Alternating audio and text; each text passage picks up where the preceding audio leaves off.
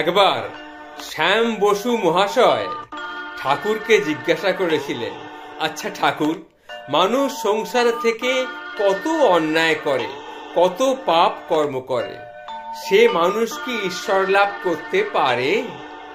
তখন ঠাকুর শ্রী শ্রী রামকৃষ্ণ পরমহংসদেব তাকে বলেছিলেন, দেখো, দেহত্যাগের আগে কেউ যদি ঈশ্বরের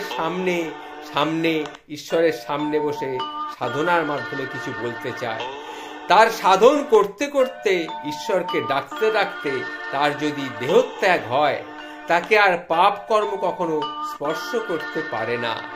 হাতির স্বভাব বটে, নাইয়ে দেওয়ার পরও আবার মুখে ছুঁড়ে সব জায়গায় কাদা মাখে, কিন্তু মাহুত নাইয়ে দেবার পর যদি আস্থা বলে তাকে ঢুকিয়ে একবার দিতে পারে, তাহলে আর ধুলো কাদা তাকে মাখতে হয়নি গো, তাকে আর ধুলো কাদা মাখতে হয়নি।